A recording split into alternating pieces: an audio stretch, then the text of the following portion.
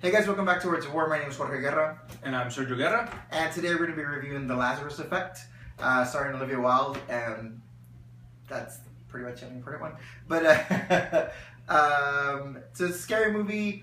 It's, as the name implies, it has to do with bringing somebody back from the dead. And if you've seen the trailers, this group of scientists kind of brings this dog back from the dead, and then during one of the trials, one of them gets electrocuted and they have to bring her back from the dead, and then horrific stuff starts to happen because her when she came back, it also came back with something supernatural. But that's kind of the premise of it, and murder, insanity, and craziness ensues. What did you think?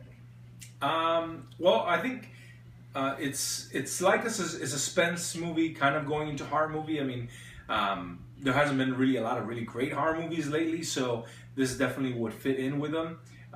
And like a lot of like scary movies, horror movies, you kind of want to drop or suspend your disbelief as much as possible. This movie kind of does a good as far as it trying to be scary, it does a good job of setting like tone and mood. The beginning is a little.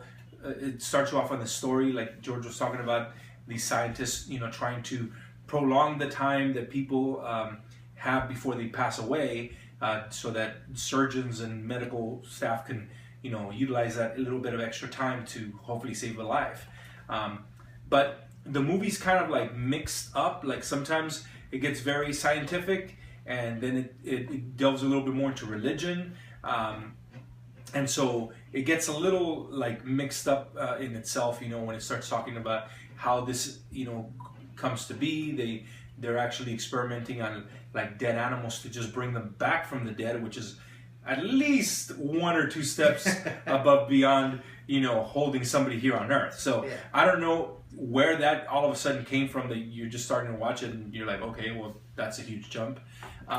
But again, if you try and use logic in these kind of movies, it's usually going to be bad for you. So yeah. If you don't use logic, the movie, has a pretty good, pace for it. It does have some creepy moments towards the end. Like I said, it starts involving some religion and hell and aspects of supernatural and all that. And it to me, it still felt a little muddy in the way the storytelling was.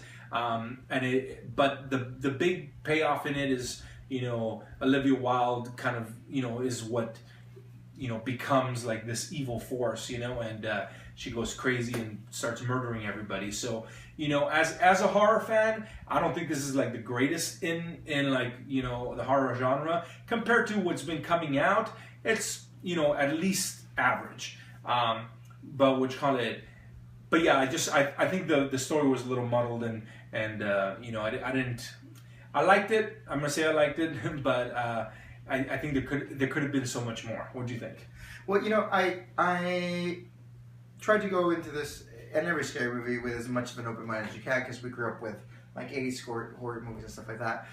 And I just really think that the narrative in scary movies is completely kind of gone out the window, and this movie kind of really hit that nail hard for me, just because it could have been so good. Like it wasn't horrible, but there were just like little things here and there that could have been changed to make it more interesting, scarier, creepier. You know what I mean? And again, I'm not saying that everything it did was bad. I'm just saying that little tweaks here and there could have made it so much better. And then you take people, you have Olivia Wilde in there, the lead guy. Like there was some pretty strong acting in there, not necessarily coming from the lead guy, but yeah, I mean, so you kind of get the acting chops of everybody there as established as good chops, but I don't think they were very well utilized. So it's like the narrative of the story is just muddled, like Sergio was saying, kind of like it went everywhere. Like it felt to me like it didn't know what it wanted to be, a mix between Flatliners and Nightmare on Elm Street, and like it felt like a lot of little gimmicks to try to tell a story that they didn't even know what they were trying to tell. So that being said, again, with the scary movies that have been coming out lately, or horror movies that have been coming out lately, it does fall like kind of in that same lap of like I could see somebody enjoying this.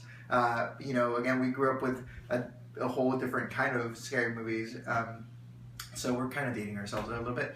But yeah, so I mean, so all in all, it wasn't a horror movie. I didn't hate it. I didn't walk out of there wanting my money back. So I would say it was decent enough to where like you got to throw of it.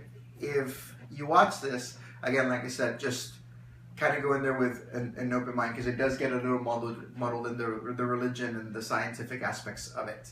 Yeah. But yeah, so I mean that was for me. What would you? Yeah, because at least it's a horror movie in February. Yeah, and you know, for any horror movie fans out there, whatever, you know, it's always a treat to get a good, you know, a horror movie out when it's not Halloween time only, you know. So, you know, I definitely enjoyed it because of that, you know, for its own aspect.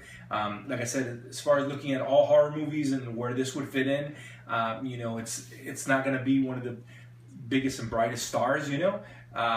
Olivia Wilde, you know, played a really good, weird, evil thing, but she's so beautiful, you know. I think you have to do more to her than just make her slightly pale and have her like mascara run, you know. There's a couple of scenes in the movie where, like, you know, where she goes through transitions and everything, and it's just, you know, those transitions never really flourish into something that's genuinely scary of its own. So it's like having, you know, a really pretty girl screaming right in your face. It's like, you know, it's not going to be as scary as if you see something really horrific. And I think that could have definitely helped the movie out. But, you know, for some reason, maybe they just wanted to keep, you know, her face recognizable or something like that. But they could probably have done a little bit more, I think, as far as making her look scary. And then it would have helped the movie, you know, feel a lot scarier. So if you're looking for like your horror fix right now in February, check it out. You know, it is like I said, pretty interesting movie in my opinion. So you can let us know what you think about it. I definitely, as far as a general movie like rating, I'd give this like a 7. You know, because it's not gonna be for everybody, you know. But you know, take a date with you, you know, and you know, there's a couple of screams in there anyway, so you know, you'll probably still come out, you know, a little spooked.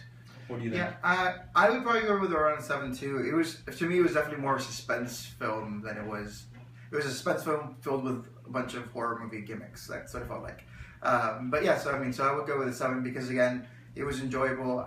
I could see myself watching this on Netflix with somebody that I know would get scared from it, just because that would be fun. Like maybe even more fun than the movie. But yeah, a good 7 because I was telling Sergio, I was like, I think the saving grace to this was the acting, you know, and it wasn't the saving grace as to where it made this a good movie or a great movie. It was a saving grace into where it at least didn't make it as horrible as the script really was, or like the story really was. But you know, check it out. I mean, let us know what you thought about it, how you think it ranks within horror movies that have been coming out lately, or compared to the past ones that you grew up with. But you know, once again, my name is Jorge Guerra. And I'm Sergio Guerra. And you'll have a good one. Bye.